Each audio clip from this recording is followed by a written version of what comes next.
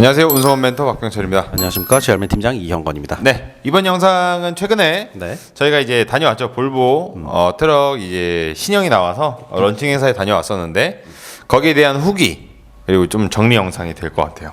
비 오는 날이었어요. 네, 비가 많이 와서 제가 그때 이제 카메라를 들고 있었잖아요. 네. 비를 엄청 맞았습니다. 아 그날. 진짜 고생했어요. 네, 그날 비를 많이 맞았는데 댓글에는 이제 이 팀장이 너무 고생했다고. 예. 사실 그냥 차 안에 들어가서 얘기 들은 게 끝인데 이게 사실 저희가 그 카메라를 두 개를 들고 갔었어요. 한 개는 이제 그 생방송용으로 그렇죠. 하나 그 들고 갔었고 트럭 화물차 보시면은 운전석이 이렇게 있잖아요. 그 운전석에 일단 제가 앉아야 되잖아요. 앉아서 이게 정면을 보고 이렇게 찍어야 되니까 네네. 뒷자리나 이런 것들도 찍어야 되니까 저는 운전석에 앉아 있었고 그 멘토님께서 이제 그 저기 뭐냐 그 화물차 이제 계단 이제 올라간데 계단 그 옆에 맞아요. 그 계단에 걸치셔갖고 네, 매달려 한 손으로는 이걸 잡고 네. 한 손으로는 카메라가 좀 무거워요. 근데 네네. 네, 그 카메라를 들고 이제 찍으시는데 네. 거기다가 비까지 왔잖아요. 거기는 이제 천막이나 이런 것들이 아니라 맞아요. 차를 볼 때는 진짜 그 출고장에 가서 직접 봤기 때문에 그 머리 위에 비가 계속 내리고 있어갖고 아마 조만간 예. 조만간 대머리가 될 수도 있지 않을까. 고생 많이 하셨어요. 네, 그날. 그러니까 네. 제가 요번에 볼보 촬영을 하면서 느낀 점 그리고 후기는 카메라를 바꿔야 되겠다. 가벼운 거 그거밖에 없었습니다. 네, 어쨌든 그렇군요. 좀 내용을 보자 하면 이번에 이제 댓글도 달렸었지만 네. 페이스리프트 정도 아니냐? 네. 그냥 그 정도 아니냐라고 말씀하신 분들이 좀 계세요. 맞는 말입니다. 사실 맞는 말인데 틀린 말은 아닙니다. 네, 내연기관에서 뭔가 특별히 막 바뀐 건 없었고 안전적인 부분 그리고 디자인 그리고 편의상 강화라던가 이런 부분들인데 결국에는 풀체인지 하는 모델들이 현재는 그렇습니다. 대부분 뭐 크게 뭐 수정할 부분들이 없고 결국에는 이제 배출가스 규제도 뒤에 숫자 정도가 바뀌어야 크게 바뀌는 거지 뭐 6C 뭐 6D 이 정도로는 뭐 크게 바뀌는 게 없기 때문에 사실 이런 조금의 변화가 모여갖고 나중에 이제 큰 변화처럼 느끼게 하거든요. 그리고 워낙 이게 또 출력을 확 올릴 수도 있지만 어쨌든 규제 때문에 그럴 수가 없어요. 그렇죠. 그래서 뭐 특별히 뭐 바뀌는 게 그렇게 체감이 되지 않는다라는 게 어떻게 보면 맞는 말인 것 같기도 해요. 하지만 전 괜찮습니다. 괜찮았습니다. 우리가 봤을 때 진짜 01년식 차량, 02년식 차량 지금 가서 보면은 그건 정말 옛날 차들 같거든요. 그렇죠. 근데 그 차량들도 이제 초창기부터 한꺼번에 뭐 지금 차량처럼 완벽하게 바뀐 게 아니었어요. 네. 뭐 중간중간에 좀 더 일부분 수정이 되고 네. 그러다 보니까 지금까지 왔던 거고 이 변화가 나중에 모여갖고 나중에 또 큰 변화로 이룰 수 있지 않을까 저는 네. 그렇게 생각을 합니다. 그리고 여기 좀 느낀 것 중에 하나인데 요즘에는 이제 뭐 여기저기서 이번 연도 들어갔고 이제 뭐 체인지를 하고 이렇게 얘기를 하는데 뭐 사실상 우리 이렇게 가격 올리겠다 이런 거 아닌가? 그렇지. 아예 올릴 수밖에 없다라는 걸 또 보여주는 것 같기도 하고. 그렇죠. 네. 그렇습니다. 어쨌든 요번에 근데 전 모델을 다 보진 못했어요. 지금 저희가 갔을 때도 사실 이제 이번에 갔을 때 FE가 가장 궁금했었거든요. 그 FE 모델 같은 경우는 지금 대형 차량에 포함이 안 되어 있기 때문에 거기 전시를 따로 안 해놨었고, 네. 그 밖에 이제 FE보다 좀 상위 모델들. 네, FE는 후에 나온다고 했습니다. 네, 그래서 후에. 그때 뭐 다시 볼 수 있으면 그때 다시 리뷰를 하겠지만 네네네. 어쨌든 그래서 그렇게 지금 대형차들을 위주로 많이 보고 왔다. 네. 사실상 그 변화가 시작되는 시점이 이제 대형차에 적용이 된 다음에 그 다음에 중형차로 내려오기 때문에 그렇게 순서가 잡히지 않았나 이렇게 맞아요. 생각을 그러니까 하고 있습니다. 이 그 각 뭐 승용차 포함해서 자동차 브랜드들마다 기준이 되는 모델들이 있고 여기서 좀 더 업을 하든가 다운을 하든가 해요. 근데 보통 대부분 트럭들은 제일 윗 모델을 기준으로 잡고 밑으로 가면서 점점 다운을 시킵니다. 뭐 이런 부분들 빠지고 저거 빠지고 그럴 수밖에 없으니까. 어제 내용을 살짝 좀 정리를 해볼게요. 네. 전차종 공통사항을 먼저 보게 되면은 첫 번째로는 보조석 사각지대 카메라 장착이 있었습니다. 네. 이건 저희가 직접 확인을 했었고 아마 영상으로도 많이 보셨을 겁니다. 어땠나요? 실제로 보니까. 기존에 이제 그 화물 차주분들이 운전을 하실 때 사각지대 카메라라고 해갖고 네. 그 오른쪽 이제 그 사이드 미러 아래쪽에 이제 설치를 하던 거를 네네. 이거를 아예 그냥 그 운전석 창문으로 붙여놨어요. 저희 영상을 보시면 알 수 있겠지만 그 영상을 찍어서 또 저희가 올려놨거든요. 네. 그래서 아예 사각지대를 없애버리겠다라는 목적으로 이번 카메라는 나쁘지는 않게 그렇죠. 된 것 같아요. 그러니까 보통 차주분들 우측으로 진입을 할 때 가장 힘들잖아요. 그렇죠, 그렇죠. 예, 뭐 약간 뒤에는 보이는데 바로 밑에 쪽은 보이지가 않기 때문에 그런 부분들이 좀 좋지 않았나. 사실상 그 인력 사고가 났던 대부분도 뭐 횡단보도나 이제 네. 빨간불일 때 어린 아이들이 뛰어오거나 혹은 이제 키가 큰 성인들도 못 보는 경우가 대다수 있어요.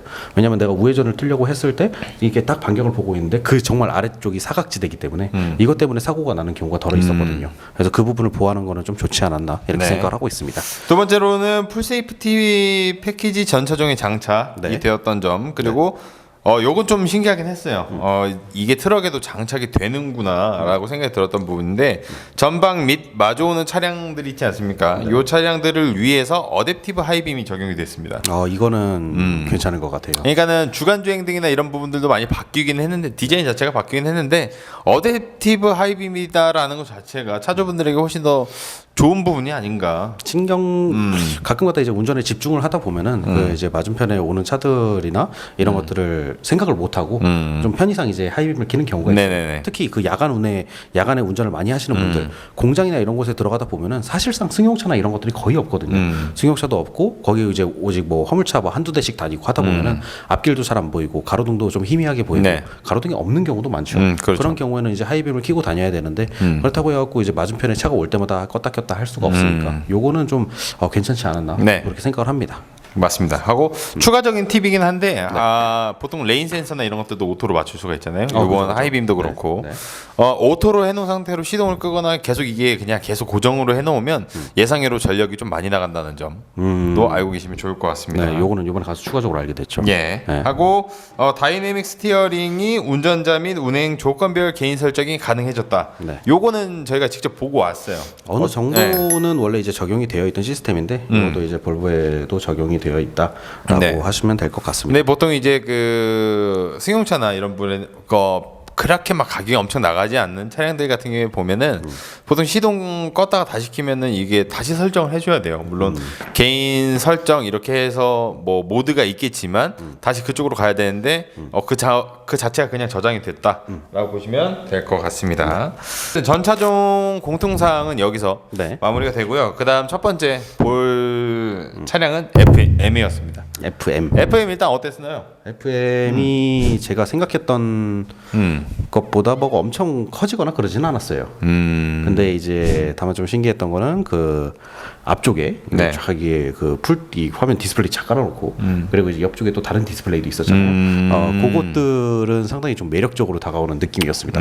진짜 말 그대로 좀 차세대 차량 같은 느낌? 네, 그런 느낌을 좀 좀 더 진화 받았어요. 미래지향적인 느낌이었다. 네, 그렇습니다. 좋습니다. 이거 하나하나씩 좀 볼게요. 첫 번째는 기존 모델 높이가 보통 한 3m였는데 여기서 3m 10이 살짝 넘게 높아졌습니다. 네. 뭐 그러니까 캡사이즈가 살짝 높아졌다라고 보는 게 맞겠죠. 그러니까 전체적으로 이제 천 정도가 네. 커졌는데 사실 이거는 엄청나게 막 와닿지는 않는 높이예요. 그렇죠. 네. 어쨌든 그런 부분이 좀 달라졌다. 그리고 A 필러 각도 조절로 캡이 좀 더 커 보이게 바뀌었다라는 네. 거. 그리고 침대칸 측면창이 원래 막혀 있었는데 이 부분이 뚫렸습니다. 유리 창으로. 네. 그래서 뭐 장단점이 있을 수 있겠죠. 네, 그런 부분들. 창이 뚫린 거는 언제나 이제 그 뒤쪽 창 말씀하시는 거잖아요. 그거는 이제 차주분들의 선택 사양이었는데 네. 보통 이제 그 카고를 운전하시거나 네. 하신 분들은 이제 뒤쪽을 좀 뚫어놓는 경우가 있거든요. 다만 이제 뭐 윙반이나 혹은 이제 뭐 네. 뒤에 특장을 하시는 경우에는 그 창이 쓸모가 없기 때문에 아예 뭐 선택을 안 하시는 경우가 많고요. 제가 말씀드린 건 측면입니다. 뒷면이 아니었나요? 네. 그렇습니다. 측면. 네, 그다음 라이트 디자인이 바뀌었다 아까 제가 말씀드렸죠. 네. 그런 부분들 그리고 후면 방향 지시등이 이제 벌브에서 네. LED로 바뀌었다. 라는 거, 뭐 간단한 부분입니다. 그리고 조수석 백미러, 그러니까 사이드 미러죠. 사이드 미러 네. 아래에 카메라가 장착이 되었다라는 부분. 그리고 방금 전에 말했던 것처럼 12인치 디지털 클러스터 확대 적용이 되었고요. 그리고 센터 페시아 쪽이나 이 내비게이션, 그리고 각종 운행 정보들. 이 나와 있는 화면이 장착이 되었습니다. 이게 9인치 정도가 되는데 특정 저희가 최근에 갔던 타 브랜드 네. 같은 경우에는 최상위 모델에만 적용이 되었던 거예요. 그렇죠. 근데 여기서는 중형 이상부터 네. 적용이 됐다라는 것 자체가 좀 타 브랜드와 많이 다르다라는 것을 볼 수가 있고요. 그 다음에 그전에는 FH에만 적용되었던 선루프가 네. 장착이 되었습니다. 이거는 영상에서도 나오고 있고요. 그리고 실내 가용 공간이 확장이 되었다. 네. 이 부분도 실제로 저희가 확인을 했었죠. 네. 그래서 이전과는 실내에 있는 부분들 그리고 디지털 뭐 계기판이라던가 이런 편의상 적용 부분들이 굉장히 많이 달라졌다라고 볼 수가 있습니다. 그렇습니다. 끝인가요? 네. 네, 그렇게 FM을 잠깐 봤었고 구체적인 얘기는 저희가 이제 FH에서 네. 이름을 밝힐 수 없는 모 부장님과 예, 영상 촬영을 통해서 네. 모든 것들을 확인을 해봤었어요. 네. 아마 영상이 자세히 나오겠지만 네. FH 같은 경우에는 앞에 말씀드렸던 모든 부분들이 또 똑같이 바뀌었었고요. 그렇죠. 그리고 모델명 자체가 좀 바뀌었습니다. 그래서 이 부분에서 가장 차이가 나는 거는 뭐 크루즈 컨트롤이라든가 파워트릴이라든가 뭐 리어 엑셀이라든가 이런 부분들이 좀 향상이 되었다라고 하지만 이거는 사실상 느끼기 힘들고 그렇죠. 이전 모델 대비 연료 효율 자체가 10% 정도가 향상이 되었다고 합니다. 10%라는 거는 절대 작은 수치가 아니에요. 그러니까 연비가 네. 뭐 예를 들어서 뭐 10km 나오던 게 11km 나오는 건데 이게 100km만 가더라도 10km 정도가 차이가 나는 거예요. 맞아요. 그러다 보니 한 달 내내 돌면 굉장히 큰 차이를 체감을 할 수가 있습니다. 네. 그래서 그 부분들이 좀 바뀌었다. FH 때는 좀 어땠어요? FH 때는 그 부장님께서 설명을 굉장히 잘해주셔갖고 진짜 좀 이것저것 많이 만질 수가 있었잖아요. 네. 뭐 축당 하중이나 이런 것들도 표시된 것도 보고 그 이제 축이 뭐 좀 뭐라고 해야 되나 도로 상황이 열악한 곳에 이제 빠졌을 때 거기서 이제 빠져나올 수 있는 방법이나 이런 것들도 저희가 조작을 하다 보니까 이건 확실히 좀 많이 도움이 되겠다라고 생각을 많이 했었고 그렇죠. 확실한 건 이제 네. 눈으로 볼 수 있다는 것 자체가 그렇죠. 예, 네. 편하게 눈으로 볼 수 있다는 것 자체가 너무 좋았던 것 같아요. 맞습니다. 근데 저는 이제 그 볼보에서 보고 싶었던 것 중에 하나가 그 F2도 있었지만 이번에 이제 750마력이라 해갖고 야. 정말 상상을 초월하는 마력수의 트럭이 나온다고 해서 그렇죠, 그렇죠. 사실 저는 그걸 또 보고 싶었어요. 그걸 타고 주행을 좀 해보고 싶었는데 근데 아쉽게도 이제 주행은 안 된다고. 네, 맞아요. 앞쪽에 타서 그냥 이거 화면만 보는 게 가능하다라고 했기 때문에 네. 겉으로 보기에는 이제 볼보 모든 차량들 딱 살펴보면은 엄청 크게 바뀐 것 같지는 않아요. 진짜 뭐 말 그대로 페이스리프트 한 것 같지만 그래도 그 안쪽에 좀 신경을 써서 내부 시스템이나 혹은 이제 구조나 이런 것들을 좀 많이 바꿔둔 게 네. 보입니다. 네, 확실히 이제 실제 차량을 탑승해 보거나 네. 가서 보시면 아시겠지만 볼보라는 브랜드 자체가 워낙에 이제 안전을 그렇죠. 모티브로 하는 회사잖아요. 그런 것들이 어떻게 좀 더 바뀌어 가고 있는지를 눈으로 볼 수 있는 이번 뭐 런칭 행사가 아니었나 네. 생각이 됩니다. 보통 일반적으로 저희가 갔던 차량 뭐 런칭 행사라던가 아니면 타 브랜드 대비했을 때 볼보는 좀 어땠나요? 정리를 좀 해보면 타 브랜드에 비해 갖고 대비. 그러니까 뭐 특정 브랜드를 까면 안 되고 뭐 약간 비교를 해봤을 때 이런 부분은 좀 섭하고 이런 건 좀 앞서 나가는 것 같다. 좀 실내에서 했으면 좋겠어요.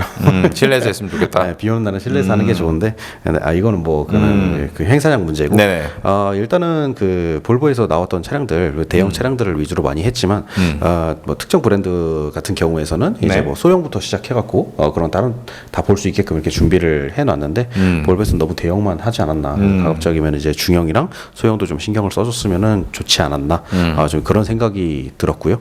그리고 이제 좀 주행이나 이런 부분들을 한 번쯤은 했으면 좀 더 이제 와닿지 않았을까. 저는 그런 생각을 좀 하고 있어요. 아니 행사 말고 차. 그러니까 차를 주행을 해보고 싶어요. 차 주행을 해보고 싶다. 아니 그러니까 이게 이제 어쨌든 간에 이제 트럭들이 조금씩 변화를 하고 있잖아요. 근데 보통 비슷하게 맞춰져 가는 부분들도 있어요. 그렇죠. 요즘에 그 진짜 중앙 관리 시스템이라 해갖고 그 차 이제 차마다 볼보 서비스 센터랑 연결이 돼갖고 이제 차주한테 뭐 별도로 안내 문자가 간다거나 키로수 일정 키로수가 되면은 어떤 것들을 교체해야 된다. 뭐 이런 것들을 안내 문자 가는 거는 굉장히 좋은 거예요. 왜냐하면 이제 차주가 일을 열심히 하다 보면은 신경 쓰지 못할 때도 있습니다. 뭐 예를 들어갖고 우리가 뭐 승용차를 탈 때도 그래요. 엔진 오일이 뭐 누구는 뭐 4천마다 갈고 누구는 8천마다 갈고 누구는 10,000마다 갈고 누구는 20,000마다 갈고 이렇게 할 수가 있는데 그때마다 이제 안내 문자 오는 거하고 안 오는 거하고는 또 차원이 다르거든요. 그렇죠. 아 맞다 갈아야지라는 그렇죠. 생각이 드니까. 근데 특히 이제 큰 화물차 같은 경우에는 승용차에 들어가는 부품보다 네. 수십 배, 수백 배 큰 부품들과 그리고 더 비싼 부품들이 적용이 됐기 때문에 좀 더 신경을 많이 써야 되는 게 사실이에요. 하지만 화물차로 뭐 놀러 다니는 게 아니니까 돈을 그렇죠. 벌러 일을 다녀야 하는 되니까 거니까. 쉴 수도 없고 내가 이게 조금 애매해지고 네.